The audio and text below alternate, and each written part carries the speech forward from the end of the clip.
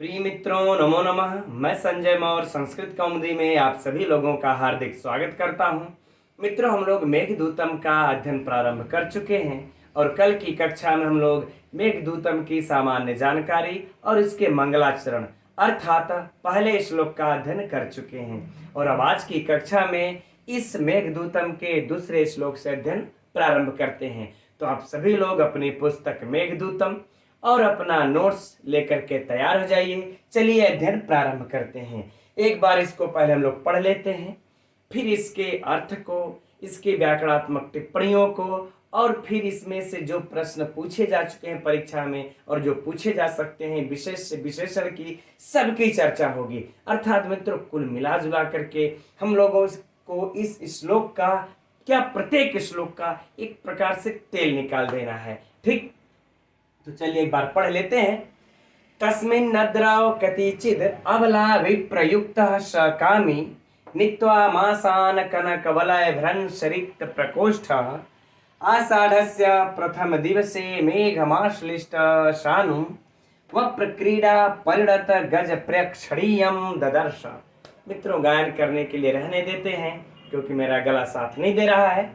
चलिए हम लोग इसके अर्थ को देखते हैं, लेकिन हम लोग अर्थ को थोड़ा सा अगर श्लोक मित्रों हम लोग अन्वय बनाकर अगर देखेंगे ना तो सरलता से समझ में आ जाएगा। तो देखते हैं, तस्मिन् नद्रौ कतिचिद। तो मित्रों यहाँ पर द में से अ निकल जाएगा, तो क्या हो जाएगा? अबला विप्रयुक्त। अबला विप्रयुक्त। अबला अर्थात न बला अबला, व्याख्या बाद में देखा जाएगा, छोड़िए। अबला अर्थात स्त्री, अर्थात कह ले प्रिया या प्रियतमा या फिर पत्नी, ठीक, कुछ भी कह लीजिए। तो कह रहे हैं अबला का अर्थ स्त्री होता है, लेकिन हम लोग ले लेंगे प्रिया। तो प्रिया से विप्रयुक्त माने वियुक्त होकर या फिर कह रहे हैं बिछुड़ कर, ठीक, वियुक्त होकर। स माने वह, स माने वह कौन? अर्थात यक्ष। तो कह रहे हैं कि प्रिया से वियुक्त होकर के वह यक्ष। फिर है देखे कामी। कामी अर्थात मित्रों काम से युक्त, काम से युक्त, राइट, काम से युक्त। अब हम लोग इसका भी अर्थ लगा लेते हैं, है ना। यानी कि कनक वलय भ्रंश रिक्त प्रकोष्ठ। ठीक, तो कनक माने क्या होता है मित्रों? सोना। तो कह रहे सोने के, वलय मतलब कंगन, सोने के कंगन के, भ्रंश अर्थात नष्ट हो जाना, भ्रष्ट हो जाना, गिर जाना। तो कह रहे सोने के कंगन के, अब यहां पर अर्थ लगा लेंगे हम लोग गिर जाने से। रिक्त अर्थात खाली, है ना, खाली कह लें या फिर कह लें शून्य। शून्य प्रकोष्ठ माने कलाई वाला। ठीक, तो क्या हो जाएगा कि सोने के कंगन के गिर जाने के कारण शून्य या खाली कलाई वाला। ठीक, यह देखिए यक्ष के विशेषण हो गए तीनों, बाद में भी चर्चा हो जाएगी आगे। ठीक, अब आगे बढ़ते हैं हम लोग। कह रहे हैं कि तस्मिन अद्रव। तस्मिन अद्रव, तस्मिन मतलब उस, प्रसिद्ध उस, कौन उस? तो कह रहे रामगिरी। ठीक, रामगिरी, उस रामगिरी, अद्रव माने पर्वत, उस रामगिरी पर्वत पर। अब यहां पर कतिचिद है, कतिचिद अर्थात कुछ, कुछ नित्वा मासान, है ना, कुछ नित्वा मासान। मासान अर्थात माह को, नित्वा अर्थात बिताकर, है ना, बिताकर। तो करें कुछ माह को बिताकर। तो यहां पर मित्रों कुछ का अर्थ हम लोग कितना ले लेंगे? क्योंकि 8 माह वह व्यतीत कर चुका है, तो कुछ अर्थात 8 माह को बिताकर।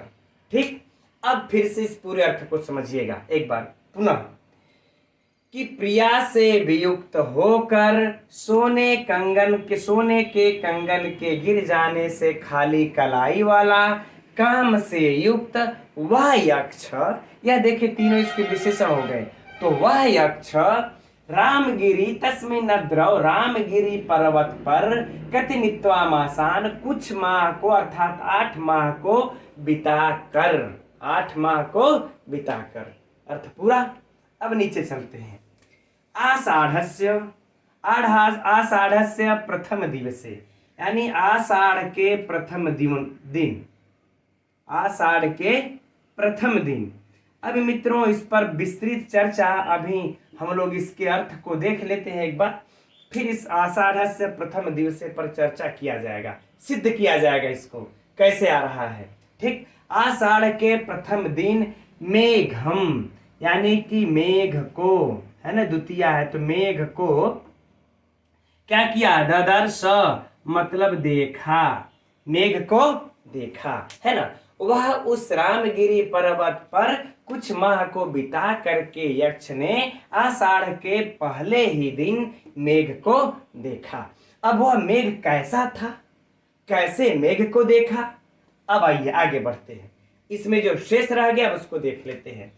करें कि आश्लिष्टम, आश्लिष्ट सानुम, आश्लिष्ट मतलब चिपके हुए, है ना, या फिर कह लें सटे हुए, चिपके या फिर कह लें कि सटे हुए, सानु मने चोटी, यानी कि पर्वत के चोटी से, पर्वत के चोटी से, करें पर्वत के चोटी से सटे हुए।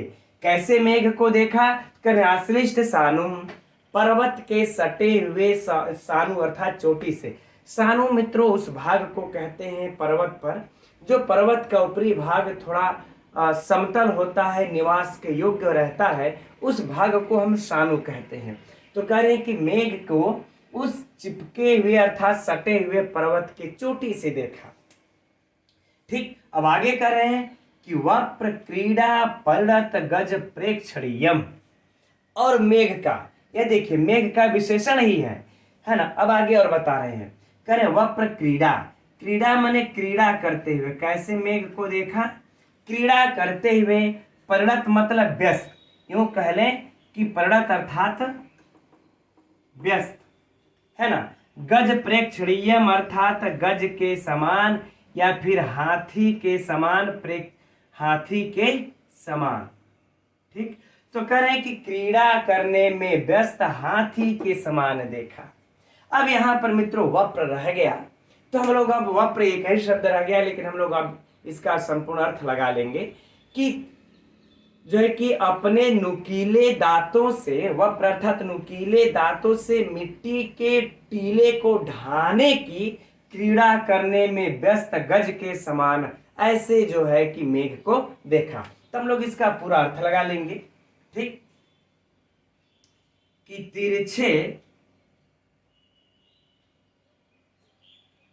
तिरछे दांतों के प्रहार से, तिरछे दांतों के प्रहार से, आगे समझ लीजिएगा, मिट्टी के टीले को ढाने के लिए या गिराने का, ये गिराने के क्रीड़ा में व्यस्त हाथी के समान देखा। ठीक, एक बार संपूर्ण अर्थ को ये पुनः देख लेते हैं, फिर आगे बढ़ा जाएगा, है ना। तो फिर यहां से चलते हैं मित्रों कि प्रिया अर्थात स्त्री से अपनी पत्नी से वियुक्त होकर के और सोने के कंगन के गिर जाने के कारण सोनी कलाई वाला और काम से युक्त वह यक्ष रामगिरी पर्वत पर कतिचिद नित्वामासान, कुछ माह को बिता करके आषाढ़स्य प्रथम दिवसे, आषाढ़ के पहले दिन ही आश्लिष्टम सानु, चिपके पर्वत की चोटी से सटे हुए या चिपके हुए, और अपने तिरछे वप्र क्रीड़ा प्रणत गज प्रेक्षणीयम, अपने तिरछे दांतों से मिट्टी के टीले को जैसे लगेगा कि ढा देगा, ऐसी क्रीड़ा करने में व्यस्त हाथी के समान मेघ ददर्श, मेघम ददर्श, मेघ को देखा। राइट मित्रों, अब चलिए पहले यहाँ पर हम लोग विशेष विशेषण को पहचान लेते हैं, फिर इसके बाद चर्चा आगे बढ़ाएंगे। यहाँ पर देखिए मित्रों स, ये जो स आप लोगों को वर्ण दिख रहा है, इसका अर्थ क्या होगा, वह यक्ष। ठीक, यह हो जाएगा वह यक्ष। तो इसका यह तीनों विशेषण है। कौन, यह प्रिया वियुक्त होकर, तो ये पहला विशेषण, और दूसरा कामी है, ठीक, काम से युक्त है, और तीसरा यह विशेषण है कि सोने की कंगन की कलाई से गिर जाने से खाली कलाई वाला। यह सह का विशेषण है मित्रों। परीक्षा के लिए यहीं से हम लोगों का प्रश्न प्रारंभ हो जाता है, और बहुत बहुत महत्वपूर्ण प्रश्न है ना। पूछ दिया कि अबला विप्रयुक्त कह, तो सह, कामी कह तो सह, है ना, या फिर कनक वलय भ्रंश रिक्त प्रकोष्ठ कह तो सह, ये तीनों किसका विशेषण है? उस यक्ष का विशेषण है, राइट, है ना। अच्छा, अब इसके बाद नीचे देखिए, नीचे देखिए है कि चिपके या सटे हुए पर्वत की चोटी, पर्वत की चोटी से कौन सटा हुआ है? तो मेघ सटा है मित्रों। तो यह मेघ क्या हो जाएगा? विशेष्य। यहां भी लिख देते हैं हम, यह स क्या है? विशेष्य, है ना। अब बाकी के तीनों क्या है? विशेषण। तो यह भी मेघ क्या है मित्रों? विशेष्य। और बाकी यह चिपके या सटा हुआ कौन है? मेघ। तो यह क्या हो जाएगा? विशेषण, है ना। और यह भी क्या हो जाएगा? अब वह और मेघ, मेघ का एक तो वर्णन इन्होंने बता दिया यहाँ पर कि सही भी बात है मित्रों कि जब पर्वत पर रहेंगे, चोटी, जब पर्वत की जो ऊंचाई है एकदम चोटी है, तो दूर से देखने में लगता है कि पर्वत, वो जो मेघ है, जो बादल है, पर्वत से सटा हुआ है। बस उसी भाग को यहाँ, उसी बात को इन्होंने यहाँ पर लिखा हुआ है। और दूसरा है यह है, यह भी क्या है? विशेषण। यह पूरा विशेषण है मित्रों। तो याद रख लेना है कि मेघ का इस श्लोक में कितने विशेषण हैं? 2 विशेषण हैं, एक आश्लिष्टम सानु और एक वप्र क्रीड़ा परडत गज प्रेक्षणीयम, ये दोनों इसके विशेषण हो गए, राइट। अब चलिए हम लोग इसमें आगे बढ़ते हैं। कुछ अच्छा, इसी जगह हम समझ रहे हैं कि कुछ इसमें साहित्य से जो प्रश्न बनते हैं परीक्षा में, उसकी चर्चा कर लेते हैं, फिर व्याकरण अलंकार के तरफ, इसमें व्याकरणात्मक टिप्पणी के तरफ चला जाएगा। अब इसमें देखिए पहला प्रश्न हो जाएगा मित्रों कि सरल सरल, ये प्राय आप सभी लोग जान रहे हैं, है ना, कि कतिचिद का क्या अर्थ होगा? इस श्लोक में आए हुए कतिचिद का कितना समय अर्थ होगा? तो 8 माह। या फिर वह यक्ष ने कितने माह को व्यतीत कर लिया था? तो 8 माह को।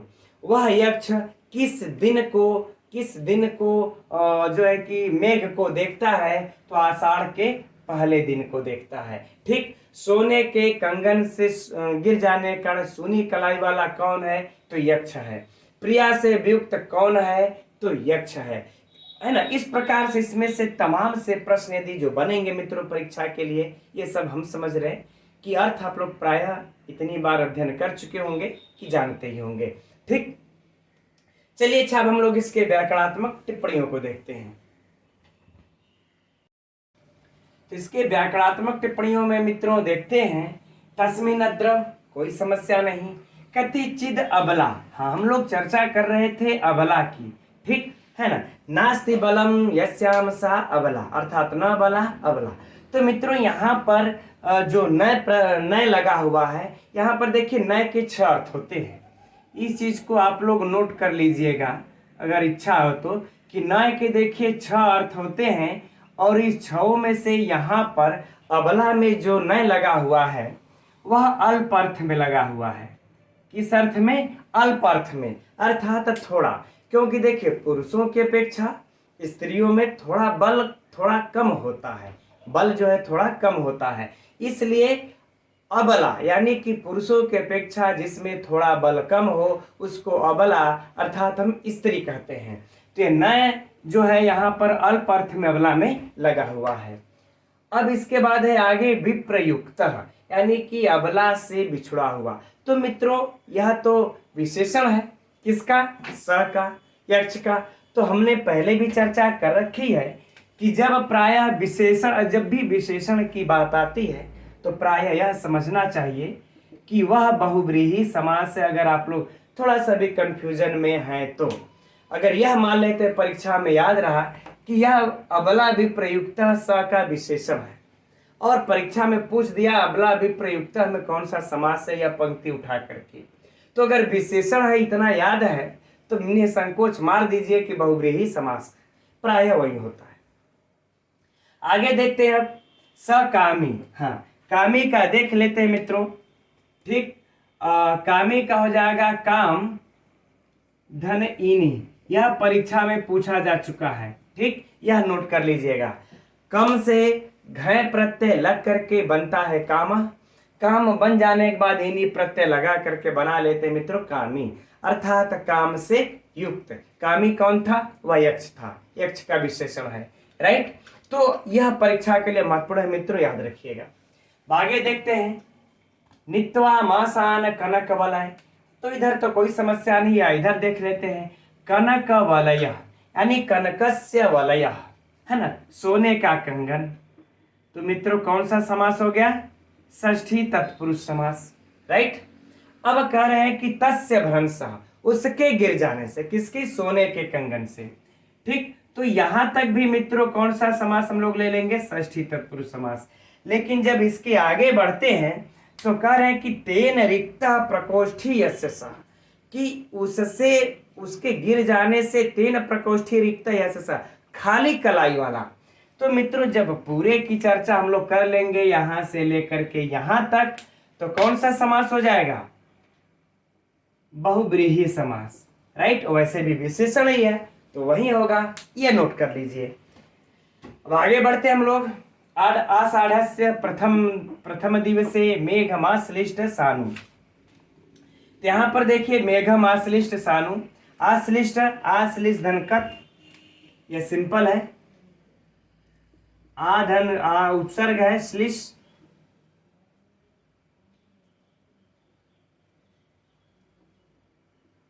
गलत हो गया थोड़ा सा यहाँ पे,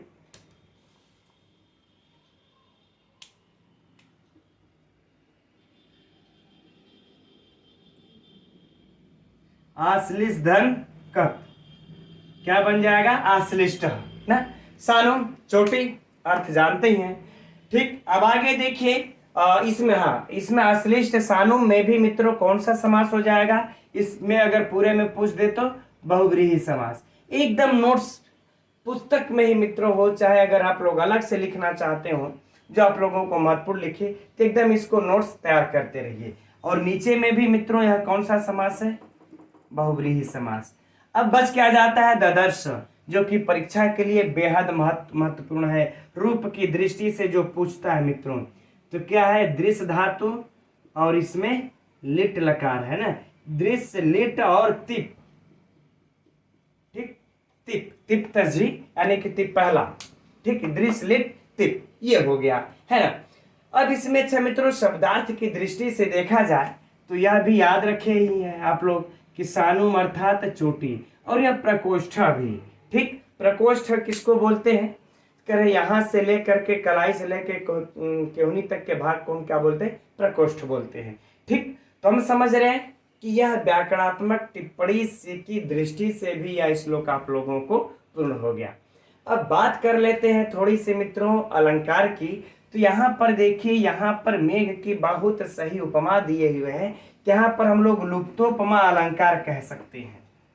ठीक, लुप्तोपमा, लुप्तोपमा अलंकार कह सकते हैं। और बाकी रस तो वही है, विप्रलंभ और छंद तो एक ही है।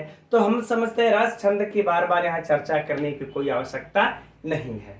राइट, अब हम लोग चलते हैं मित्रों यहाँ पर, है ना, इस आषाढ़स्य प्रथम दिवसे, इस तथ्य पर थोड़ी सी चर्चा कर लेते हैं, क्योंकि अगला जो चौथा श्लोक है वह बड़ा लोगों को कंफ्यूज करता है। चूंकि वहां पर जो आया है कि प्रत्यासन्ने नभसी, यानी कि श्रावण मास के निकट आने पर, तो लोग कहते हैं कि श्रावण मास के निकट आने पर, जब चौथे श्लोक में ऐसा इन्होंने कहा है महाकवि कालिदास जी ने, थोड़ी सी चर्चा इसको सुन लेते मित्रों, आप लोगों को भी बिल्कुल क्लियर हो जाएगा। ठीक, तो जब ये चौथे श्लोक में जब कह देते हैं कि सावन के निकट आने पर, तो फिर ये जो आषाढ़ से प्रथम दिवसे है, तो यहाँ पर पहले आषाढ़ के बाद सावन आता है। आषाढ़ के बाद क्या आता है? सावन आता है।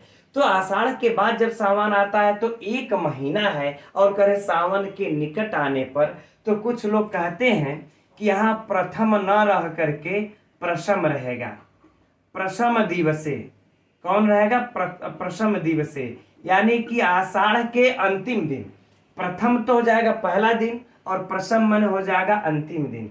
कि आषाढ़ के अंतिम दिन उन्होंने मेघ को देखा। किसने? यक्ष ने मेघ को देखा।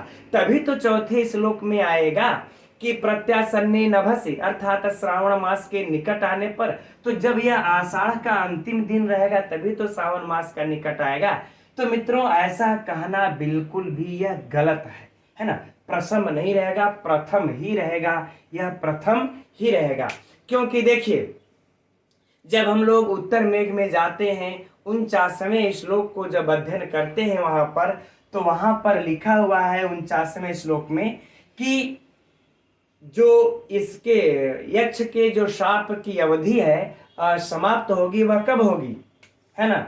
तो कह रहे हैं कि वह होगी जब भगवान विष्णु के देवोत्थान एकादशी कर लेते हैं, देवोत्थान एकादशी। यह भी देखिए परीक्षा का प्रश्न है और हम समझते हैं आप सभी लोग जानते होंगे। देवोत्थान एकादशी, इसी दिन मेघ का जो है कि शाप समाप्त होता है। मेघ का शाप किस दिन समाप्त होता है? देवोत्थान एकादशी। इसका वर्णन आप लोगों को उत्तर मेघ के 49वें श्लोक में एकदम मिलता है। आप लोग चाहेंगे तो वहां से देख भी सकते हैं, यद्यपि जब चर्चा आएगी तो वहां पर इसको देखा जाएगा। तो जब देवोत्थान एकादशी अगर लेंगे तो जब आषाढ़ का जो प्रथम दिवस है, यहां से लेकर के जब हम देवोत्थान के एकादशी तक जब जोड़ते हैं मित्रों, तो यहां पर हो जाता है 4 महीना 10 दिन। कितना हो जाता है? 4 माह 10 दिन। 4 माह 10 दिन होगा और 8 महीना यहां पर बिता ही चुका है। तो कह रहे हैं कि ये 10 दिन ज्यादा हो जा रहा है, जबकि 4 महीना साल भर उसको भोगना है। तो कह रहे मित्रों ये 10 दिन चल जाएगा। लेकिन यदि हम यहाँ पर प्रथम के प्रथम अगर प्रथम दिवस से अगर मानते हैं कि आषाढ़ के अंतिम दिन को देखा तो 1 दिन कम हो जाएगा। तो देवोत्थान एकादशी तक जब हम जोड़ेंगे तो कितना आएगा? तब तो यह 3 माह 10 दिन होगा। ठीक, 20 दिन कम हो जाएगा, इससे 3 माह 10 दिन आएगा, तो जो कि गलत हो जाएगा। ठीक, तो इसलिए यहां पर प्रथम दिवसे न रह करके प्रथम दिवसे ही होगा और आषाढ़ के प्रथम दिन ही उन्होंने मेघ को देखा था। और रही बात मित्रों 10 दिन की, तो वो हो सकता है कि वहां तक जाने कहने में ये इतना काल का अंतर चल सकता है, राइट। तो कुछ लोग इस पर मित्रों, मेरे कहने का उद्देश्य सिर्फ यहाँ पर यह था कि कुछ लोग इस पर यह कहते हैं कि जब सावन का निकट जब महीना जब चौथे श्लोक में बोल रहे हैं कि सावन के निकट आने पर, तो फिर ये प्रथम दिन कैसे हो सकता है ना। तो कोई बात नहीं है, प्रथम ही रहेगा, क्योंकि अगर हम अंतिम दिन मानेंगे तो यह 3 महीना 10 दिन बचता है, सब गड़बड़ा जाएगा। ठीक, चलिए अच्छा, तो ये रहा मित्रों। और हम समझते हैं अब इसमें जो प्रश्न था, बाकी ये व्याकरणात्मक टिप्पणियों से हो ही गया। इसका विशेष विशेषण पूछेगा तो वह भी हो गया, और बाकी इसमें से हम लोगों ने साहित्य से प्रश्न कर ही लिया है। अब हम लोग बढ़ते हैं अगले श्लोक की तरफ। अब इस तीसरे श्लोक में मित्रों महाकवि कालिदास मेघ दर्शन के पश्चात यक्ष के हृदय में जो व्याकुलता उत्पन्न होती है, उस व्याकुलता का वर्णन कर रहे हैं। तो देखते हैं हम लोग इस श्लोक को, पढ़ लेते हैं एक बार। तस्य स्थित्वा कथमपि पुरः कौतुकाधान हेतुः अंतर्वाष्पश्चिर मनुचरो राजराजस्य दध्यौ मेघालोके भवति सुखिनोऽपि अन्यथा वृत्ति चेतः कंठाश्लेष प्रणयिनी जने किम पुनर्दूर संस्थे। मित्रों बड़ा ही महत्वपूर्ण श्लोक है यह। इससे परीक्षा में प्रश्न पूछा भी जा चुका है और पूछेगा भी, उन सब पर भी चर्चा किया जाएगा हम लोग। पहले हम लोग इसके अर्थ को देखते हैं, और थोड़ा सा विवादित भी रहा है यह श्लोक की पंक्ति ये वाली। ठीक, चलिए अच्छा पहले अर्थ को देख लेते हैं हम लोग। कह रहे हैं कि तस्य, तस्य मतलब उसके,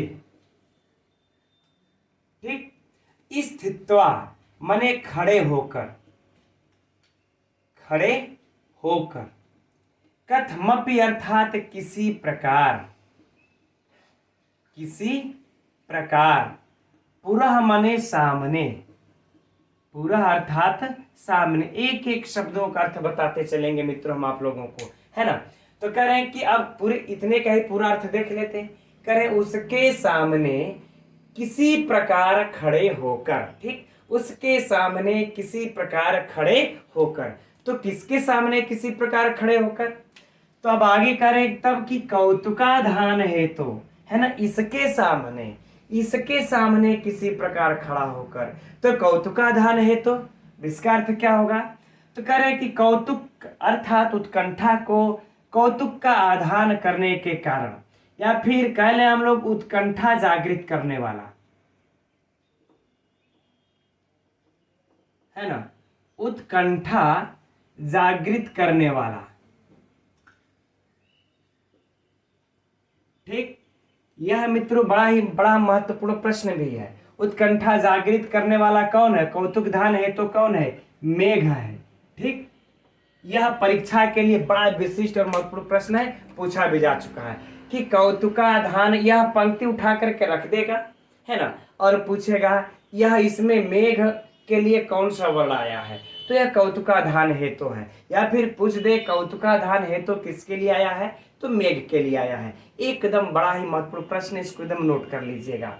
तो कह रहे कि उत्कंठा या कौतुक का आधान करने वाला इस मेघ के सामने किसी प्रकार खड़े होकर के, इस मेघ के सामने किसी प्रकार खड़े होकर। ठीक मित्रों, यहाँ पर देखिए किसी प्रकार इसलिए लिया हुआ है, लिखे हुए हैं महाकवि कालिदास, बड़ा दूर तक सोच करके लिखे हैं, क्योंकि देखिए उसको जब प्रिया की याद आती थी, याद आती है, तो वह खड़े होने के लायक भी नहीं रह जाता है। इतना वह अपने अंदर से शक्ति की दुर्बलता महसूस करता है कि वह गिर जाता। लेकिन वहां कहें कि किसी प्रकार इस उत्कंठा जागृत करने वाले मेघ के सामने खड़े होकर के, अब कौन खड़ा हुआ था आगे देखते हैं और किस प्रकार से। करें कि अंतर्वाष्प यानी अपनी आंसुओं को अंदर ही अंदर भर करके या रोक करके, है ना। तो लिख लेते हैं इतना, आंसुओं को अंदर ही रोक कर, अंदर ही रोक कर। ठीक, या फिर कह लें कि अंदर आंखों में भर कर। अब भाई अब आंखों में यहां पर रोकेंगे तो आंख तो भरी जाएगी, अर्थ वही होगा। चाहे आंसुओं को अंदर आंखों के अंदर रोक कर, चाहे आंसुओं को आंखों में भर कर। ठीक, करे चिरम, चिरम मने देर तक। यहां पर चिरम थोड़ा सा अलग है ना, यह इसके साथ जुड़ जाएगा, चलिए कोई बात नहीं। देर तक, चिरम मने देर तक। अनुचरो, अनुचरो अर्थात सेवक, अनुचर अर्थात क्या हो जाएगा, सेवक। ठीक, अनुचर अर्थात सेवक, तो किसका सेवक, तो करें राजराजस्य, राजराजस्य अर्थात मित्रों कुबेर का। यह भी देखिए परीक्षा में पूछा जा चुका है, हमने पहले ही क्या, यह श्लोक परीक्षा की दृष्टि से बड़ा ही महत्वपूर्ण है। ठीक है ना, राजराजस्य अर्थात इसका अर्थ क्या है, कुबेर। यह भी परीक्षा में पूछा जा चुका है, नोट करते रहिएगा एकदम। तो कुबेर के, ठीक, तो कुबेर का सेवक, राजराजस्य कुबेर का सेवक। अब करे चिरम मने देर तक, दध्यौ, दध्यौ मने सोचने लगा या सोचता रहा। ठीक, करे कि देर तक क्या किया, वह सोचने लगा, किसके सामने खड़ा होकर के, इस उत्कंठा जागृत करने वाले मेघ के सामने खड़ा होकर। अब इतने का अर्थ मित्रों एक बार पुनः देख लेते हैं।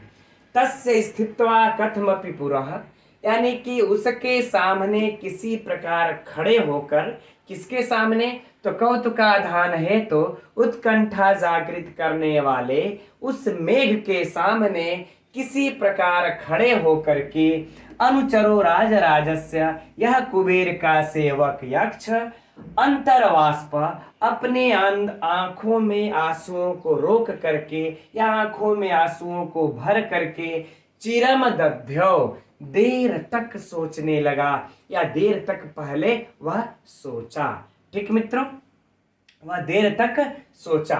ठीक, अब बात आती है, अब अगले प्रश्न, अगले श्लोक पंक्ति में, कि वह अगर देर तक सोच रहा है तो उसके चित्त में यह जो विकार उत्पन्न हुआ, मेघ को देख करके उसके चित्त में जो विकार उत्पन्न हुआ, वह क्यों हो रहा है। देखिए मैं नीचे पंक्ति में अब बता रहे हैं कि मेघालोके, यानी मेघ को देखकर, मेघ को देखकर। मेघ को देखकर भवति मने होता है, भवति अर्थात होता है, सुखिनो अपि, सुखिनो अपि अर्थात सुखी व्यक्ति भी, सुखी व्यक्ति भी, सुखी व्यक्ति भी अन्यथा वृत्ति, यानी कि सुखी व्यक्ति भी करे कि उसके अंदर विकार अन्यथा वृत्ति वाला, चेत अर्थात उसका हृदय, अन्यथा वृत्ति वाला अर्थात अन्य अन्य व्यापार वाला हो जाता है, अर्थात विकार युक्त हो जाता है। सीधे सीधे हम लोग कर ले, विकार युक्त, विकार युक्त हो जाता है। अन्यथा वृत्ति अर्थात अन्य व्यापार वाला ही हो जाता है। जो सामान्य जो हृदय का व्यापार होता है वह नहीं रहता। मेघ को देख करके जो सुखी व्यक्ति रहता है उसका हृदय भी अन्य व्यापार वाला ही हो जाता है, अर्थात विकार से युक्त हो जाता है। ठीक, फिर नीचे कह रहे हैं कि कंठाश्लेष प्रणयिनी, अर्थात कंठा अर्थात कंठ, कंठ को श्लेष माने कि कंठ का आलिंगन, कंठ कंठालिंगन कर लेते हैं सीधे सीधे। ठीक, कि कंठालिंगन करने वाले, फिर कह रहे कंठालिंगन करने वाले इस प्रणयिनी जो व्यक्ति होते हैं, कंठालिंगन का चाहने वाले, चाहने वाले यानी कि कंठाश्लेष प्रणयिनी अर्थात कंठालिंगन चाहने वाले, जने, जने अर्थात मित्रों व्यक्ति। यह देखिए विवादित प्रश्न रहा है। ठीक, इस पर चर्चा हम लोग बाद में कर लेंगे, परीक्षा में चूंकि पूछ करके बड़ा विवाद इस पर हुआ है, इसकी चर्चा बाद में कर लेंगे। अभी अर्थ को देखते हैं। करें कि कंठालिंगन चाहने वाले व्यक्ति के पुनः दूर संस्थे, यानी कि दूर रहने पर तो कहना ही क्या, पुनः माने फिर, और दूर संस्थे यानी कि दूर रहने पर, दूर संस्थे दूर स्थित रहने पर तो कहना ही क्या। यह मित्रों बहुत बहुत महत्वपूर्ण सूक्ति है ये वाली पंक्ति, इसको आप लोग याद कर लीजिएगा। परीक्षा में कई बार पूछा भी जा चुका, इसलिए अंडरलाइन कर लेना है। तो कह रहे हैं कि कंठालिंगन चाहने वाले व्यक्ति के दूर रहने पर फिर तो कहना ही क्या। बात को समझिएगा, इसकी गहराई को, कि देखिए जो साधारण व्यक्ति है, सुखी व्यक्ति है, उसको किसी प्रकार का कष्ट नहीं है, वह सामान्य पुरुष है, उसका भी जब प्रथम दिन जब मेघ को देखता है तो उसका हृदय भी अन्य विकार अन्य व्यापार वाला हो जाता है, विकार से युक्त हो जाता है। और ऐसे स्थिति में फिर जो कंठालिंगन चाहने वाला जो व्यक्ति होता है, अर्थात यक्ष कंठालिंगन करने वाला व्यक्ति है, तो कंठालिंगन चाहने वाला जो व्यक्ति है और उसको अपनी प्रिया से दूर रहने पर तो फिर कहना ही क्या कि उसको कितना कष्ट होगा। ठीक मित्रों, एक बार पूर्ण अर्थ को फिर से देख लेते हैं कि उत्कंठा जागृत करने वाले उस मेघ के सामने, उस मेघ के सामने किसी प्रकार से खड़े हो करके आंखों में आंसुओं को भर करके कुबेर का सेवक यक्ष कुछ देर तक सोचता रहा। ठीक, कुछ देर तक सोचता रहा और कहा कि मेघ को देख करके यह सुखी व्यक्ति का हृदय भी अन्य विकार से युक्त हो जाता है। फिर कंठालिंगन चाहने वाले व्यक्ति के अर्थात यक्ष के दूर रहने पर तो कहना ही क्या। ठीक मित्रों, ये इसका हो गया। अब देखिए इसमें से पहले जो कुछ विशेषण है उसको ध्यान दे लेते हैं और कुछ साहित्य से प्रश्नों को फिर आगे बढ़ेंगे। इसमें देखिए जो अंतर्वाष्प है, यह आंखों में आंसुओं को जो भरा हुआ है कौन, तो अनुचर भरा हुआ है। तो यह क्या हो जाएगा, अनुचर यानी कि सेवक।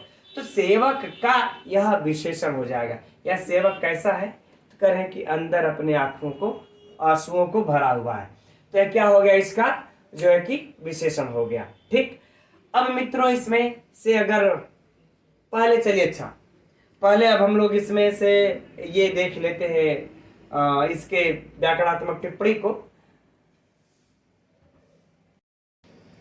तो इसके व्याकरणात्मक टिप्पणी में मित्रों देखिए, तस्य कोई समस्या नहीं, स्थित्वा कर्त्वा प्रत्यय सभी लोग जानते हैं। हाँ, ये दोनों महत्वपूर्ण है, कथमप्य और पुरः। कथमप यानी किसी प्रकार, मित्रों यह भी अव्यय है, ठीक। और पुरः यह भी क्या है, अव्यय है।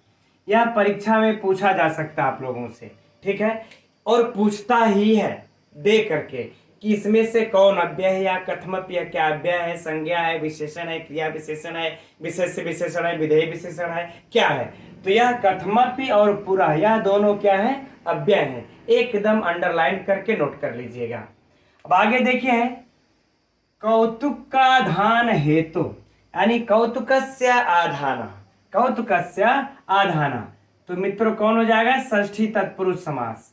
और तस्य हेतु, तो यहां भी षष्ठी तत्पुरुष समास, षष्ठी तत्पुरुष समास। यानी आपको कौतुकाधान में पूछे चाहे कौतुकाधान हेतु में पूछे, कौन सा समास होगा, षष्ठी तत्पुरुष समास। वैसे इसमें आपको यह समास न पूछ करके यह पूछेगा यह किसके लिए आया है, यह इसमें से जबरदस्त प्रश्न है। तो मेघ के लिए आया है, चर्चा हो चुकी है। अब आगे देखिए है अंतः अंतर्वाष्प, है ना, यानी अंतः वाष्पम यस्य सह, अंतः वाष्पम यस्य सह बहुव्रीहि समास, एकदम स्पष्ट, ठीक। बात कर ही चुके हम लोग अनुचर, अनुचर अर्थात इसी का यह अनुचर कैसा है वह सेवक, तो आंखों में आंसू लिए हुए है, तो यह विशेषण और यह विशेष्य हो गया। अनुचर, अनुचर में क्या है, अनुचर धन ट प्रत्यय, अनुपसर्ग लगा लेंगे, चर से फिर ट प्रत्यय लगा करके बन जाता है मित्रों अनुचर। पूछ भी चुका है और इतना प्रसिद्ध है कि सभी लोग जानते हैं। अब अगला है महत्वपूर्ण, यह राजराजस्य, है ना, राजराजस्य, ठीक, अर्थात कि तेसाम राजा, है ना, तेसाम राजा राजराज, तेसाम राजा कर ले राजराज, है ना मित्रों। अब इसमें देखिए कौन सा समास है, षष्ठी तत्पुरुष समास है। एकदम नोट कर लीजिएगा, पुस्तक में नोट्स में कहीं भी महत्वपूर्ण है कि राज राजा में पूछ दे कौन समास है, तो षष्ठी तत्पुरुष समास है, तेसाम राजा राजराज। और यहाँ पर मित्रों एक चीज और ध्यान देने योग्य है कि राज राजा में समासांत टच प्रत्यय भी हुआ है, राजा सखी टच सूत्र से, है ना, इसमें टच प्रत्यय का विधान भी है, राजा सखी टच सूत्र से यहाँ पर लगा हुआ है। अब जब राज राजा समास कर लेते हैं षष्ठी तत्पुरुष समास, तब राजा का अनुचर है, राजा का सेवक है, तो हम इसमें सुवाद की उत्पत्ति करते हैं, तो संबंध के रूप में कि राजा का सेवक, तो इसमें षष्ठी विभक्ति लगा लेते हैं और बना लेते हैं राज राजस्य, ठीक। तो राज राजस्य में विभक्ति पूछे कौन सी है, तो षष्ठी है। राज राजा में समास कौन है, तो षष्ठी तत्पुरुष समास है। इसमें समासांत कौन सा प्रत्यय लगा है, तो टच प्रत्यय लगा है। किस सूत्र से लगा है, तो राजा सखी टच सूत्र से लगा है, राइट।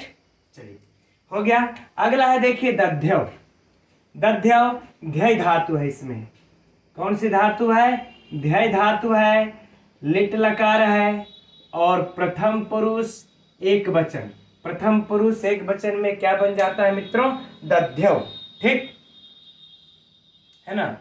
चलिए अब आगे बढ़ते हैं। अगला है मेघालोके, ठीक, बहुत महत्वपूर्ण है यह भी मित्रों, मेघस्य आलोके, ठीक, आलोक घ, इसका अगर व्युत्पत्ति देख लिया जाए तो उपसर्ग पूर्वक लोक धातु से घ प्रत्यय लगा करके क्या बना लेंगे मित्रों, आलोक, ठीक, आलोक। थोड़ा सा छोटा छोटा लिख रहे हैं मित्रों, अगर आप लोगों को देखने में त्रुटि होगी तो कोई बात नहीं, हम तो बोल ही रहे हैं, सुन करके भी समझ सकते हैं, लिख भी सकते हैं। आलोक धन घ आलोक। अब इसमें समास देखा जाए तो मेघस्य आलोक, मेघ का दर्शन, तो मित्रों समास कौन सा हो जाएगा, षष्ठी तत्पुरुष समास, राइट। तो मेघालोके में समास कौन सा है, षष्ठी तत्पुरुष समास। अब अगर यह पूछ दे कि मेघालोके में विभक्ति कौन सी है, तो इसमें देखिए सप्तमी विभक्ति है, सप्तमी विभक्ति है। अब अगर यह पूछ दे किस सूत्र से हुई है, तो मित्रों यहाँ पर भावे सप्तमी है, यस्य च भावेन भाव लक्षणम, यस्य च भावेन भाव लक्षणम सूत्र से यहाँ पर सप्तमी विभक्ति हुई है। फिर से मेघालोके का सुनिए। मेघस्य आलोका, पहले तो हम अलग अलग कर लेंगे।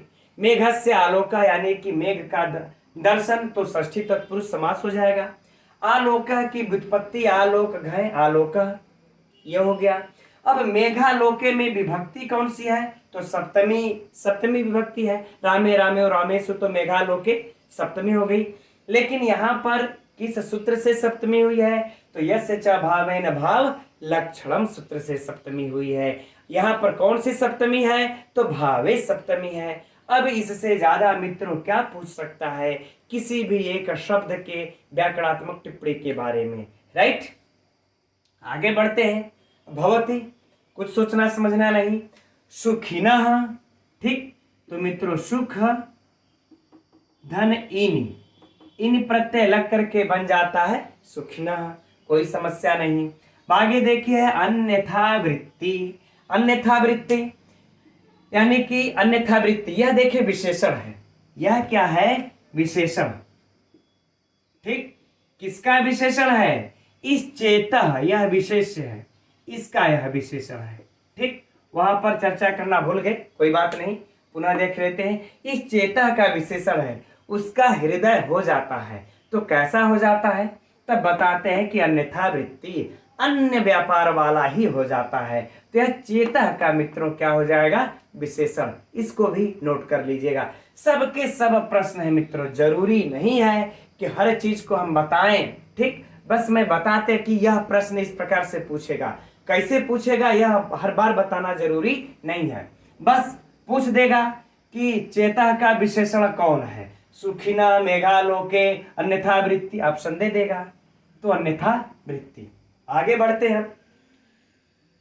कंठाश्लेष प्रणयिनी, ठीक मित्रों ना, कंठाश्लेष प्रणयिनी, इसमें ज्यादा कुछ नहीं कहना है मित्रों।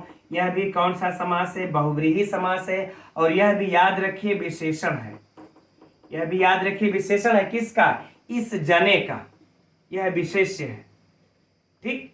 यह क्या है? विशेष्य है, और इसका विशेषण है ये कंठाश्लेष प्रणयिनी, राइट।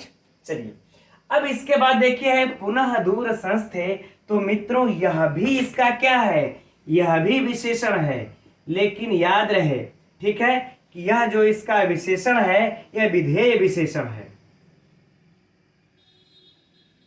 विधेय विशेषण है। यह याद रखिएगा कि यह जने विशेष्य है। यह जने जो विशेष्य है यह इन दोनों का विशेषण है, लेकिन यह जो विशेषण है कंठाश्लेष प्रणयिनी, यह जो है कि विशेषण है और यह विधेय विशेषण है। क्योंकि मित्रों जब क्रिया और उसके बीच में जब आ जाता है संज्ञा के बीच में जो, तो उसको हम विधेय विशेषण कहते हैं। छोड़िए वो चर्चा बाद की बात है। तो यह देखिए बीच में आता है, इसलिए विधेय विशेषण है। यह याद रहे, परीक्षा में अगर पूछ दे कि यह कौन सा विशेषण है, तो याद रखिएगा, लगाइएगा विधेय विशेषण है, राइट। तो हम समझते हैं मित्रों कि अब इसमें से आप लोगों को बाकी कुछ वैसा पुनः दूर संस्था, इसमें भी समास देख ले मित्रों, तो बहुव्रीहि समास है, ठीक है। और बाकी इसमें से व्याकरणात्मक टिप्पणियों से कुछ विशिष्ट रह नहीं जाता है ना। अब इसमें से बात कर लेते हैं मित्रों कुछ विवादित जो कि प्रश्न पूछा जा चुका है। जने ऑप्शन में व्यक्ति था, यक्ष था, इसकी भी चर्चा कर लेते हैं हम लोग। तो देखिए यक्ष आयोग ने जो माना है, यक्ष माना है, जबकि अगर देखा जाए तो यक्ष था और कुछ लोग जो है कि इसको व्यक्ति भी मानते थे कि जने का यह अर्थ होगा व्यक्ति, अर्थात कि कंठ लगाने के, कंठालिंगन चाहने वाले व्यक्ति के दूर रहने पर बात ही क्या। तो इस जने का अर्थ क्या होगा? तो जने का अर्थ मित्रों आयोग ने यक्ष माना है, इसलिए आप लोग यक्ष ही मानिएगा, व्यक्ति इसको छोड़ दीजिएगा, क्योंकि एक बार यह माना जा चुका है, ठीक। इस पे विवाद रहा है, तो हम क्यों इस व्यक्ति में हट को मान करके कि नहीं व्यक्ति ही इसका अर्थ होगा, हम व्यक्ति ही लगाएंगे, ऐसा क्यों करने जाएंगे जब आयोग ने एक बार स्पष्ट कर चुका है कि इस जने का अर्थ यक्ष होगा। तो एक बार पूछा था, राइट। तो मित्रों ये रहा इसका जो है कि व्याकरणात्मक टिप्पणियां। अब इसमें से कुछ प्रश्नोत्तरी की चर्चा आप कर लेते हैं, ठीक है। तो राज राजस्व का अर्थ क्या होता है मित्रों? तो कुबेर। जो परीक्षा में महत्वपूर्ण जो प्रश्न बनते हैं, और इसमें कौन सा समास हो जाएगा? षष्ठी तत्पुरुष समास। ठीक, कौन सा प्रत्यय लगा है? टच प्रत्यय लगा है। अगर इसमें से बाकी इसी प्रकार से मित्रों इसके जितने भी व्याकरण से हमने बात किया, चर्चा निकाले, सबके सब प्रश्न है, एक भी फालतू नहीं है। अब इसमें से रह गई बात साहित्य में से जो प्रश्न इसके निकल करके आएंगे सामने, ठीक, तो हम समझते हैं कि साहित्य के प्रश्न आप लोगों से हल हो ही जाएंगे, उसमें कोई समस्या नहीं है। पूछेगा तो क्या अब पूछेगा कि किसके सामने खड़ा होकर के बहुत देर तक सोचता रहा यक्ष? तो मेघ के सामने, या कौतुक आधान करने वाले मेघ के सामने। ठीक, कुबेर का सेवक कौन था? कुबेर का सेवक कौन था? तो यक्ष था। कुबेर का सेवक कौन था? तो यक्ष था। ठीक, और किसको देख करके, अगला प्रश्न सुनिए, किसको देख करके एक सुखी व्यक्ति का हृदय भी अन्य व्यापार वाला हो जाता है? तो मेघ को देख करके, है ना, मेघ को देख करके सुखी व्यक्ति का हृदय भी अन्य व्यापार वाला हो जाता है। अगला इसमें से अगर पूछ देगा तो बाकी यह प्रश्न पूछा ही जा चुका है, जने का अर्थ यक्ष। ठीक, अब अगला प्रश्न इसमें जो बन जाएगा ये विशेषण से है, छोड़ देते हैं, अब इसको यहीं तक रहने देते हैं। चलिए अब हम समझते हैं कि अब प्रश्न उत्तरी की दृष्टि से श्लोक आप लोगों का पूरा हो गया। अब इससे बाहर कोई प्रश्न इसमें से नहीं बनता। चलिए अब आगे बढ़ते हैं श्लोक संख्या 4 की तरफ। इस चौथे श्लोक में महाकवि कालिदास यक्ष के द्वारा मेघ के स्वागत का वर्णन कर रहे हैं। परीक्षा की दृष्टि से यह भी श्लोक बहुत महत्वपूर्ण है मित्रों। तो देखते हैं इसे हम लोग एक बार वाचन कर लेते हैं, पढ़ लेते हैं। प्रत्यासन्ने नभसि दयिता जीविता लंबनार्थी जीमूतेन स्वकुशलमयीं हारयिष्यन् प्रवृत्तिं स प्रत्यग्रही कुटज कुसुमहि कल्पितार्घाय तस्मै प्रीतः प्रीति प्रमुख वचनम स्वागतम व्याजहार। है ना, देखते हैं मित्रों पहले इसके हम लोग अर्थ को, फिर इसका ऑपरेशन किया जाएगा इस श्लोक का परीक्षा की दृष्टि से। ठीक, तो प्रत्यासन्ने अर्थात निकट आने पर, सप्तमी विभक्ति है, भावे सप्तमी है, यहां पर भी निकट आने पर।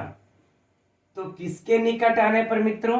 तो नभसी अर्थात सावन कह ले या फिर श्रावण कह ले, हम लोग थोड़ा सा शुद्ध लिख लेते हैं, श्रावण मास के। ठीक, श्रावण मास के निकट आने पर। अब आगे है दयिता जीविता लंबनार्थी, है ना, दयिता जीवित यानी कि दयिता अर्थात प्रिया के, अर्थात प्रिया के जीवित अवलंबनार्थी अर्थात जीवन को सहारा देने के इच्छुक। प्रिया के जीवन को, आलंबन अर्थात क्या हो जाएगा? सहारा देना। तो प्रिया के जीवन को सहारा देने का इच्छुक, सहारा देने का इच्छुक। चलिए ठीक हो गया। अब आगे कह रहे हैं कि जीमुतेन, जीमुतेन अर्थात बादल। बहुत ही महत्वपूर्ण शब्दावली है मित्रों, यह भी याद रख लेना है। बादल से, जीमुतेन अर्थात तृतीया है तो बादल से कर लेंगे, से लगा लेते हैं चिन्ह भी। स्वकुशल मयीम यानी कि स्व माने अपनी, ठीक, अकुशल मयी माने कुशलता का, अपनी कुशलता का, कि हम यहाँ पर कुशल से हैं, अपनी कुशलता का। हारयिष्यन्, हारयिष्यन् माने ले जाने के लिए इच्छुक। ठीक, हारयिष्यन् अर्थात ले जाने का इच्छुक, ले जाने के लिए कर लेते हैं, ले जाने के लिए। प्रवृत्ति माने समाचार, यह भी महत्वपूर्ण है मित्रों, नोट कर लीजिएगा। प्रवृत्ति माने समाचार, यानी कि बादल से अपनी कुशलता का समाचार ले जाने के लिए, ठीक है ना, उसके लिए। अब क्या करें? सह माने वह, वह कौन मित्रों? यक्ष। सह माने वह, कौन? वह यक्ष।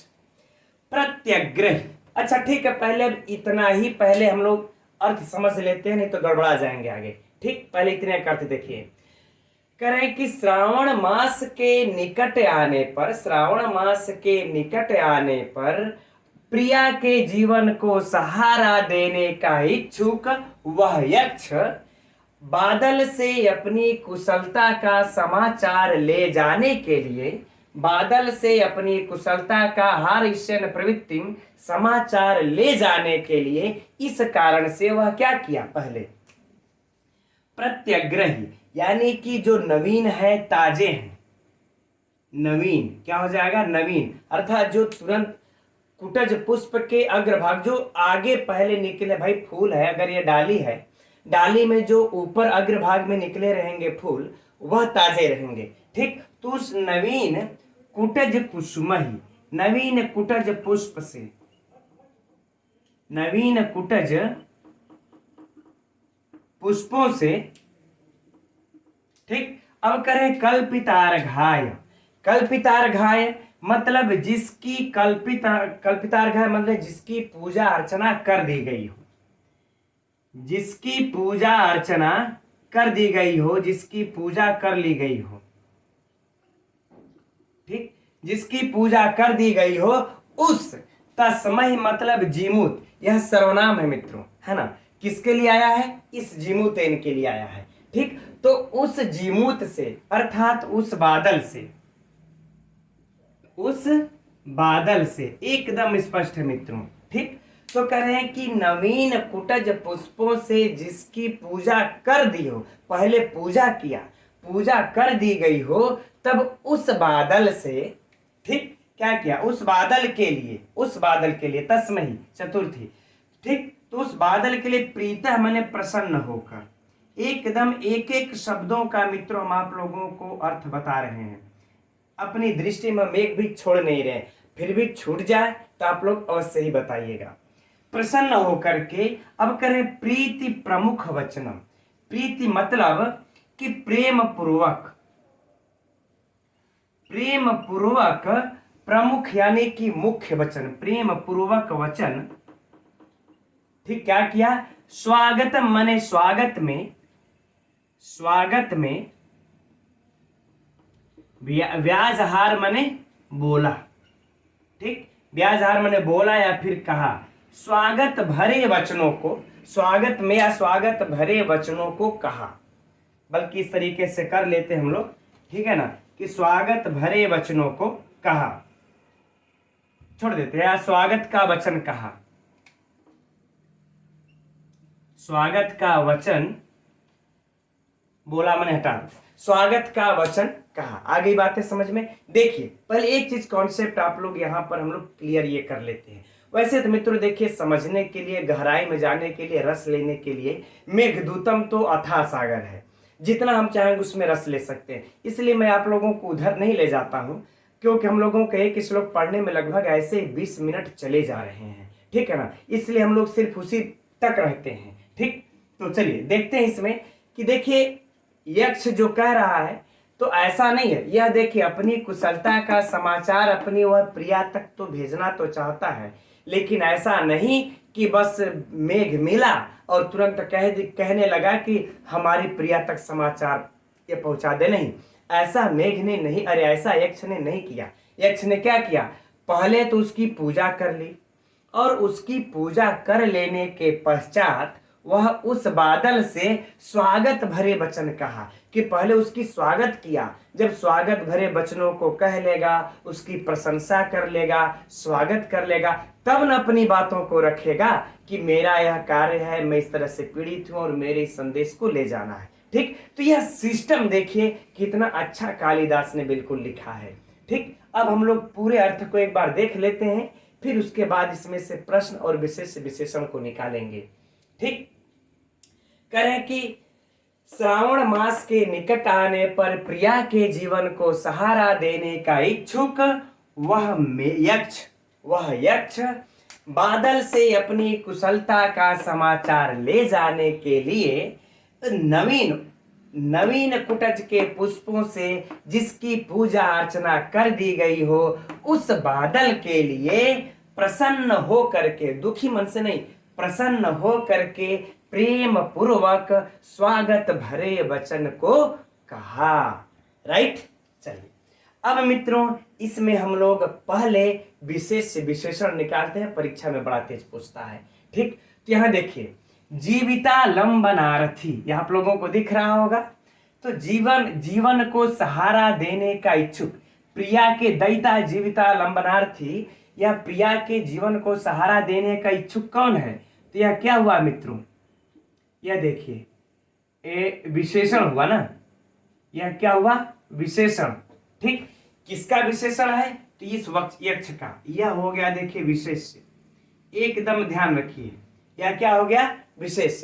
क्योंकि भाई वह यक्ष कैसा है कि करे प्रिया के जीवन को सहारा देने वाला इच्छुक है यक्ष, तो यह विशेष हुआ विशेषण। अब यही से मित्रों आप लोगों के परीक्षा का प्रश्न बनने लगता है, हर बार हम नहीं बताएंगे, ठीक है ना। अब देखिए इसके बाद है कि अपनी कुशलता का समाचार ले जाने के लिए, तो यहां पर मित्रों प्रवृत्ति माने समाचार, यह परीक्षा के लिए महत्वपूर्ण है, पूछा जा चुका है, पूछा जाएगा कि प्रवृत्ति का अर्थ क्या है? समाचार। नहीं तो प्रायः लोग प्रवृत्त लगा देंगे, लगा हुआ। तो यह समाचार, तो समाचार कैसा मित्रों? तो कह रहे अपनी कुशलता का, तो यह देखिए क्या हो गया? विशेषण। ठीक, यह क्या हो गया? विशेष। यहां पर देखिए इस श्लोक में 2 ठम को प्राप्त हो गया। अब उसके बाद देखिए अगला है कि प्रत्यग्रही अर्थात नवीन कुटज पुष्पों से, तो मित्रों यह भी कुटज पुष्प तो है, यह क्या हो गया? हमारा विशेष। ठीक, और यह क्या हो गया? नवीन विशेषण, क्योंकि वह पुष्प कैसे हैं? तो नवीन है। ठीक, यह हो गया हमारा विशेषण। अब कह रहे हैं कि चलिए इतना हो गया। अब कह रहे हैं कि जिसकी पूजा अर्चना कर दी गई हो, तो यह कल्पितार्घ है, कौन है? जिसकी पूजा अर्चना कर दी गई हो, यह कौन है? यह भी मित्रों क्या हुआ? तब विशेषण। यह क्या हो जाएगा? विशेषण। इसका विशेष है तस्मै का, यह इसका विशेष है। एकदम मित्रों गहनता से इस प्रकार से अध्ययन कर लीजिए। अर्थ तो कहानी तो आप सभी लोग जानते हैं, लेकिन इस तरह से अध्ययन परीक्षा के लिए मुख्य महत्वपूर्ण है। ठीक, तो देखिए तस्मै माने उस मेघ का विशेषण, और याद रहे यह भी परीक्षा में पूछा जा सकता है, तस्मै किसके लिए आया है? तो जीमूतेन के लिए आया है। तस्मै किसके लिए आया है? तो जीमूतेन के लिए आया है, और इस तस्मै का विशेषण है यह कल्पितार्घ। वह जीमूत कैसा है? तो करें जिसकी पूजा अर्चना कर दी गई है, ऐसे जीमूत के लिए, है ना, ऐसे जीमूत के लिए, ऐसे बादल के लिए अपनी ऐसी बादल से अपनी उस प्रिया के तक समाचार पहुंचाने की इच्छा करते हुए, ठीक, क्या किया? प्रीता माने प्रसन्न होकर के, प्रीता अर्थात प्रसन्न होकर के, यह भी देखिए यक्ष का विशेषण हो जाएगा। वह यक्ष प्रसन्न होकर के प्रेम पूर्वक व स्वागत भरे वचनों को कहा। तो मित्रों यहां पर देखिए यह एक विशेषण, 2 विशेषण, और यहां पर देखिए 3 विशेषण, और ये 4 विशेषण हम लोगों को बड़ा ही महत्वपूर्ण है परीक्षा के लिए, एकदम याद रखना है। ठीक, तो विशेष विशेषण क्लियर। अब परीक्षा के लिए इसमें से जो प्रश्न पूछा जाएगा मित्रों, वह आप सभी लोग जानते हैं। पहला प्रश्न जो सबसे महत्वपूर्ण इसके साहित्य से निकलेगा। ये विशेष विशेषण से तो है चारों विशेषण, चारों प्रश्न है। ठीक, लेकिन हम साहित्य से जो पूछेगा कि वह यक्ष किन पुष्पों से मेघ की पूजा करता है, तो किन पुष्पों से करता है मित्रों? कुटज के पुष्पों से। या तो पूछा जा चुका है प्रश्न, है ना, पूछा जा चुका, आप लोग जानते ही होंगे, यद्यपि आप सभी लोगों को यह याद भी होगा। ठीक, अच्छा, अब बाकी इसमें से यही एक साहित्य से महत्वपूर्ण प्रश्न है। बाकी अगर अंदर से अब और कुछ पूछता है कि वह अपने मेघ यक्ष अपने प्रिया तक समाचार पहुंचाने का जो इच्छुक है वह किससे कहता है? तो मेघ से कहता है। ठीक, और यह स्वागत भरे वचनों को किसके प्रति बोला है? तो मेघ के प्रति बोला है। यह स्वागत भरे वचनों को कौन कह रहा है? तो यक्ष कह रहा है। किसके प्रति कह रहा है? तो मेघ के प्रति कह रहा है। ठीक मित्रों, अब बाकी इसमें विशेष विशेषण तो आप लोग अब इससे प्रश्न आएगा तो हल अब कर सकते हैं। अब चलिए हम लोग इसके व्याकरणात्मक टिप्पणियों की तरफ चलते हैं। तो इसके व्याकरणात्मक टिप्पणी में देखते हैं मित्रों, प्रत्यासन्ने का प्रति उपसर्ग लगा लेंगे, फिर आ उपसर्ग लगा लेंगे, सद से कत प्रत्यय लगा लेंगे, बन जाएगा मित्रों प्रत्यासन्न। ठीक, अब इसके बाद इसमें सप्तमी विभक्ति लगा देंगे। कौन सी विभक्ति? सप्तमी विभक्ति। तो प्रत्यासन्ने कौन सा सूत्र होगा मित्रों? यस्य च भावेन भाव लक्षणम, उसी सूत्र के द्वारा लगेगा। अर्थात इस प्रत्यासन्ने में भावे सप्तमी है। यह भी आप लोगों के लिए परीक्षा का विषय है। पूछ दे प्रत्यासन्ने में कौन सी विभक्ति है? तो सप्तमी विभक्ति है। और कौन सी सप्तमी है? सती सप्तमी है ना, सती सप्तमी या भावे सप्तमी। तो इसमें भावे सप्तमी है या सती सप्तमी भी कह सकते हैं, भावे सप्तमी है। आगे नभसी, यह तो परीक्षा का बेहद बेहद महत्वपूर्ण शब्दावली है। नभस्य अर्थात श्रावण मास, तो याद ही रखना हम लोगों को। अब उसके बाद मित्रों जानते हैं दयिता जीविता लंबनार्थी कौन सा समास है? बहुव्रीहि समास, क्योंकि यह विशेषण है। किसका? स का विशेषण है ना, तो बहुव्रीहि समास। चलिए आगे बढ़ते हैं। जीमुतेन मने बादल, सभी लोग जानते हैं, तृतीया विभक्ति। स्वकुशलमयी, इसका देख लेते हैं। स्वकुशल धनमयट धन गीप प्रत्यय है ना मित्रों, धनमयट उसके बाद गीप लगा करके बन जाएगा स्वकुशलमयी। राइट, महत्वपूर्ण है।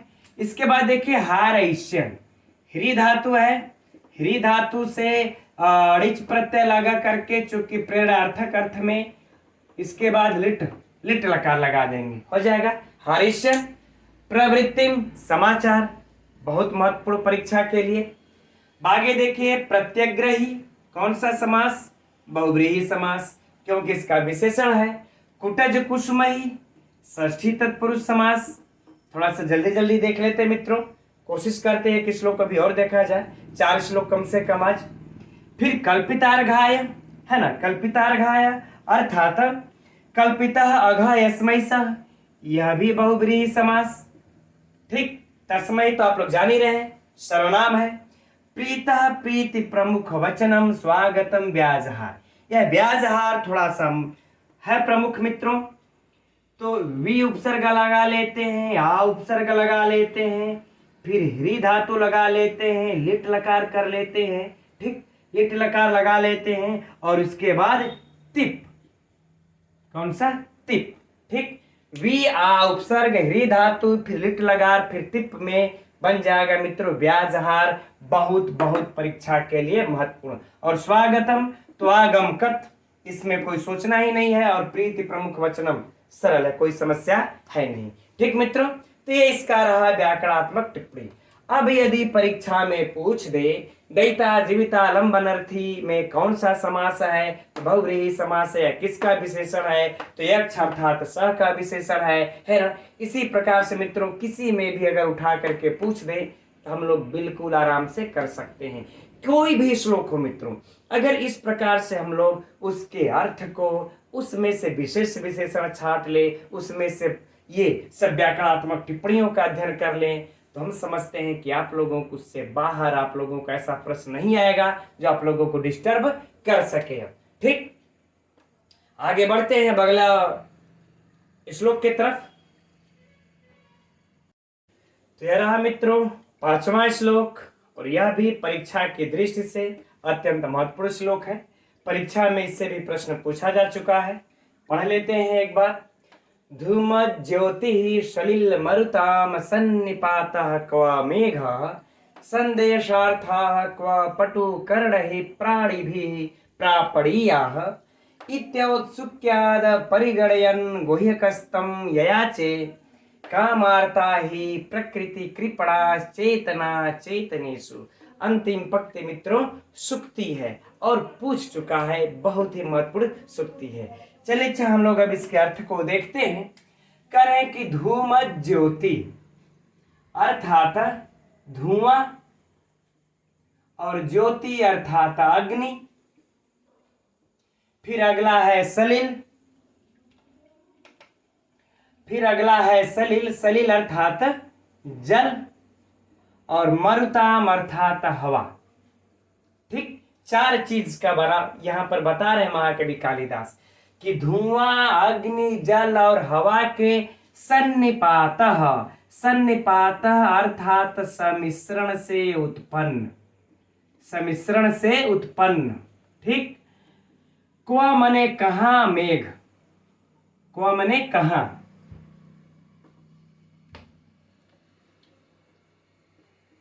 कहाँ मेघ अर्थात मेघ। ठीक। तो कह रहे हैं, बड़ा ही महत्वपूर्ण पंक्ति है मित्रों यह परीक्षा की दृष्टि से, है ना, कि यह चार चीजें एकदम बिल्कुल याद रखिए। एक धुआं, दूसरा अग्नि, तीसरा जल और चौथा हवा। ठीक। इन चारों के सम्मिश्रण से उत्पन्न कहाँ मेघ। ठीक। यानी कि मेघ क्या होता, अचेतन। ठीक। कहाँ अचेतन मेघ। ठीक। अब नीचे कहते हैं कि संदेशार्थः क्व पटु कर्ण प्राणी भी प्रापणीया, अर्थात पटु कर्ण ही, अर्थात करे कि समर्थ इंद्रियों के द्वारा, है ना, अर्थात कह रहे हैं कि समर्थ इंद्रियों वाले। ठीक। समर्थ इंद्रियों वाले, समर्थ इंद्रियों वाले प्राणी भी अर्थात चेतनों के द्वारा, प्राणी भी अर्थात चेतन के द्वारा। ठीक है ना। प्रापणीय, प्रापणीय मतलब ले जाने योग्य, ले जाने योग्य। क्या, तो कह रहे संदेशार्था अर्थात संदेश, अर्थात संदेश को मैंने कहा, करें कि समर्थ इंद्रियों वाले चेतनों के, चेतन के ले जाने योग्य कहा संदेश, कहा संदेश कहा। फिर से समझ लेते हैं दोनों पंक्ति को कि धुआं, अग्नि, जल, हवा, इन चारों के सम्मिश्रण से बना हुआ अचेतन मेघ कहाँ, और कह रहे कि समर्थ इंद्रियों वाले अर्थात चेतन प्राणियों के द्वारा ले जाने योग्य संदेश कहाँ। ठीक भाई, दोनों में डिफरेंट है, दोनों में प्राय बहुत अंतर है। यह अचेतन है और यह चेतन प्राणियों के द्वारा ही ले जाने योग्य यह संदेश है। अब आगे कहते हैं कि किंतु इति औत्सुक्याद, इति औत्सुक्याद अर्थात अत्यंत, अत्यंत उत्कंठा कह ले चाहे उत्सुकता कह ले, उत्सुक्याद है अर्थात उत्सुकता, अत्यंत उत्सुकता के कारण, पंचमी है औत्सुक्याद, द में से निकाल देंगे, है ना, तो हो जाएगा द आधा आधा अर्थात पंचमी, तो उत्सुकता के कारण। अब यहां पर हो जाएगा अपरिगणयन, क्या हो जाएगा जब अ निकाल देंगे तो अपरिगणयन मतलब न विचार करते हुए, न विचार करते हुए। चूंकि परिगणयन मतलब होता है मित्रों विचार करना और अपरिगणयन अर्थात न विचार करना। तो कह रहे अत्यंत उत्सुकता के कारण, क्योंकि जो यक्ष है वो तो अत्यंत उत्सुकता में है कि मैं किसी प्रकार से जल्दी अपने प्रिया तक इन संदेश को भेज दूं, क्योंकि यही संदेश ही हमारे प्रिया के प्राणों की रक्षा कर सकता है। इसीलिए कह रहे कि अत्यंत उत्सुकता के कारण न विचार करते हुए किस पे, तो कह रहे कि इस चेतन और अचेतन, यह चेतन जो मेघ है और यह चेतन के योग्य जो ले जाने वाला संदेश है, इन दोनों के बारे में उत्सुकता के कारण न विचार करते हुए गुह्यकम, है ना, गुह्यक, गुह्यक मतलब होता है मित्रों यक्ष, यह परीक्षा में पूछ चुका है। यही सब मित्रों जो बातें हैं परीक्षा के लिए, एक एक प्रश्न हर एक श्लोकों से हम लोगों को कलेक्शन करना पड़ता है कंपटीशन को फाइट करने के लिए, है ना, अर्थात सिलेक्शन पाने के लिए। ठीक। गुह्यक, गुह्यक अर्थात यक्ष, तम माने उस कौन, मेघ, यह भी याद रख लीजिएगा, यह जो तम जो सर्वनाम आया है यह मेघ के लिए है। ठीक। तो कह रहे हैं कि न विचार करते हुए यक्ष ने उस मेघ से ययाचे मने कहा। अभी क्या कहा, यहां तो हम लोग अब क्या कहता हूं तो 5वें 6वें श्लोक में देखा जाएगा। ठीक। अब फिर से सुनिए, कह रहे हैं कि धुआं, अग्नि, जल, हवा के सम्मिश्रण से बना हुआ कहाँ अचेतन मेघ, और कहाँ कह रहे हैं कि समर्थ इंद्रियों वाले चेतन प्राणियों के द्वारा ले जाने योग्य कहाँ संदेश। लेकिन अत्यंत उत्सुकता के कारण इस चेतन और अचेतन पर विचार न करते हुए यक्ष ने उस मेघ से तम याचे, उस मेघ से कहा। अब क्या कहा वो तो मित्रों हम लोग अब 6वें श्लोक में देखेंगे। अब नीचे जो 5वां है शुक्ति है अर्थांतर न्यास अलंकार में क्या कह रहे हैं, क्योंकि देखिए अब जब ये कहने लगता है तो लोग कहेंगे ना कि यार वो बादल से कहने लगा, और जो कि वो संदेश बादल थोड़े ही ले जा सकता, वो तो अचेतन है और संदेश तो चेतन प्राणी के ले जाने योग्य होता है। तब कह रहे भाई सुनो, क्योंकि वह इसलिए मेघ से कहा क्योंकि कामार्ता यानी कि कामातुर लोग, जो काम आतुर होते हैं ही माने निश्चय ही प्रकृति अर्थात स्वभाव, अर्थात स्वभावतः, अर्थात स्वभावतः क्या होते हैं स्वभाव से, कह रहे ना कृपणा, कृपणा अर्थात दीन होते हैं, स्वभाव से क्या होते हैं दीन होते हैं। चेतन अचेतनेषु, कह रहे कि चेतन और अचेतन में, चेतन और अचेतन में, ठीक। क्योंकि कह रहे हैं कि जो कामातुर लोग हो जाते हैं वह स्वभावतः दीन हो जाते हैं इस चेतन और अचेतन के बारे में। इसका हल भी मिल गया आपको, उत्तर भी। जो अगर कोई प्रश्न करे कि भाई यह जो है यक्ष है तो कैसे उस मेघ से कह रहा है, उस अचेतन मेघ से चेतन के योग्य ले जाने योग्य संदेश को, तो प्रश्न है तो मित्रों ये उत्तर स्पष्ट है कि जो देखिए जो कामातुर लोग होते हैं, काम आरता ही प्रकृति कृपणा चेतना चेतनेषु, कि जो कामातुर लोग होते हैं वह स्वभाव से प्रायः दीन हो जाते हैं इस चेतन और अचेतन के विषय में। वो नहीं देखते हैं कि चेतन है कि अचेतन है, बस अपना जो भी उनके हृदय में होता है अपना दुख सुख सब कुछ कहने लगते हैं। वो नहीं देखते हैं वृक्ष है तो सुनेगा कि नहीं, पहाड़ है तो सुनेगा कि नहीं, मेघ है तो हमारा संदेश ले जाएगा कि नहीं। आगे बातें समझ में मित्रों, तो एक बार पुनः इसके अर्थ को देख लेते हैं कि धुआं अग्नि जल हवा के सम्मिश्रण से बना हुआ मेघ कहाँ, और समस्त समर्थ इंद्रियों के द्वारा चेतन प्राणियों के द्वारा ले जाने योग्य यह संदेश कहाँ। लेकिन किंतु अत्यंत उत्सुकता के कारण इस अचेतन अचेतन पर विचार न करते हुए यक्ष ने उस मेघ से कहा, ठीक। वो हम लोग 6वें श्लोक में देखेंगे।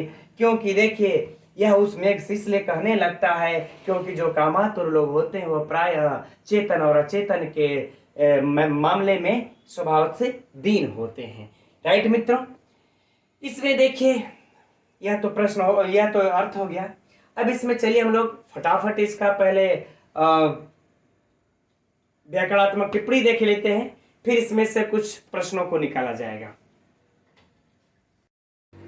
इस श्लोक की व्याकरणात्मक टिप्पणियां मित्रों परीक्षा की दृष्टि से अत्यंत महत्वपूर्ण है, इसलिए जरा हम लोग इसको ध्यान से देखते हैं, है ना।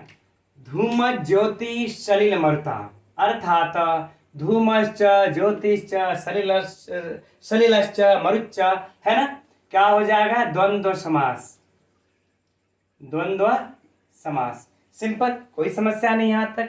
आगे बढ़ते हैं सन्निपात, ठीक, सम उपसर्ग पूर्वक कर लेते हैं। देखिए सम उपसर्ग नी उपसर्ग लगा लेते हैं, पत धातु से घय प्रत्यय कर लेते हैं और बन जाएगा मित्रों सन्निपात, कोई समस्या नहीं। आगे देखते हैं कौमेघ, कोई बात नहीं। संदेशार्थ, यह बड़ा ही जबरदस्त है परीक्षा की दृष्टि से मित्रों, है ना। पहले संदेश का देख लेते हैं। सम उपसर्ग लगा लीजिए, दिश धातु है और उसके बाद घय प्रत्यय, राइट। संदेश, अब त एव अर्थाः संदेशार्थाः, ठीक, अर्थात कर्मधारय समास, बड़ा ही महत्वपूर्ण है मित्रों इसका समास परीक्षा की दृष्टि से। यदि पूछ दिया ना तो जो इसको ध्यान दे करके नहीं पढ़े रहेंगे तो अच्छे अच्छे लोग धाराशायी हो जाएंगे कि संदेशार्था में कर्मधारय समास है, राइट। तो एकदम नोट कर लीजिएगा इसको।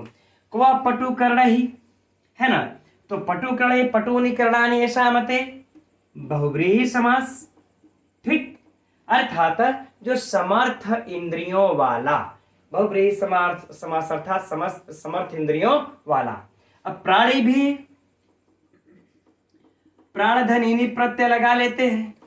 परीक्षा में पूछा हुआ है, पूछ दे प्राणी भी में कौन सी विभक्ति है, तो तृतीया विभक्ति है। कौन सा प्रत्यय है, तो प्राणधनीनी प्रत्यय। इसके बाद सुवादि की उत्पत्ति कर लेते हैं। आवश्यकता अनुसार हम अपने तृतीया विभक्ति बहुवचन लगा लेते हैं, प्राणी भी अर्थात जो है कि चेतन के द्वारा, चेतनों के द्वारा। अब हो जाएगा प्रापणीयः इति औत्सुक्याद परिगणयन गुह्यकस्तम है। यहाँ पर मित्रों देखिए इति औत्सुक्याद, तो औत्सुक्याद यह आप लोगों को महत्वपूर्ण है परीक्षा की दृष्टि से, है ना। उत्सुक धन से प्रत्यय है ना। उत्सुक धन से प्रत्यय है, बन जाता है मित्रों औत्सुक्य। इसके बाद हम उत्सुकता के कारण तो पंचमी लगा लेंगे और औत्सुक्याद बन जाएगा।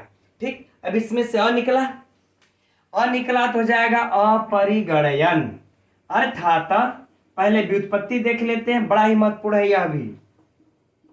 परि उपसर्ग पूर्वक से गण से फिर हम लोग ऋच लगा लेते हैं, फिर इसके बाद क्षत्रि को भी लगा लेते हैं।